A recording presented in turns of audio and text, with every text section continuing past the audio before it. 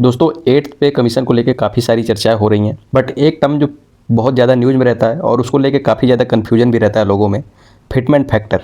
तो fitment factor को समझते हैं बहुत आसान भाषा में। ये फैक्टर जो गवर्नमेंट एम्प्लॉयज़ हैं या पेंशनर्स हैं उनके लिए काफ़ी ज़्यादा इंपॉर्टेंट टर्म होता है और इसको समझना बहुत इंपॉर्टेंट हो जाता है अगर आपको आसानी से ये समझना है कि हमारा जो सैलरी है या पेंशन है कितना ज़्यादा इंक्रीज होगा। फिटमेंट फैक्टर एक मल्टीप्लायर है जो आपकी सैलरी या पेंशन को बढ़ाने के लिए इस्तेमाल किया जाता है, खासकर जब नया पे कमीशन लागू होता है। जैसे एग्जांपल के लिए आप समझ सकते हैं कि 7th पे कमीशन में फिटमेंट फैक्टर 2.57 का था। इसका मतलब यह है कि आपकी बेसिक सैलरी को 2.57 से मल्टीप्लाई करके नई सैलरी को फिक्स किया गया।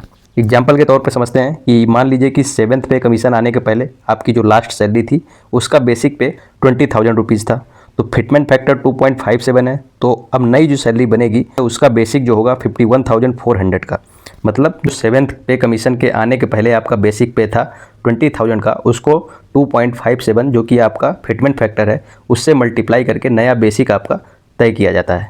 और अभी आप जान ही रहे हैं कि 8th पे कमीशन बहुत जल्दी 2026 में लागू होने वाला है। उसके लिए बहुत ज़्यादा डिमांड की जा रही है कि फिटमेंट फैक्टर जो है उसको 3 के ऊपर रखा जाए। बट देखिए कितना फिटमेंट फैक्टर 8th पे कमीशन के लिए डिसाइड किया जाएगा, ये जब पे कमीशन की रिपोर्ट आएगी उसमें देखने को मिलेगा।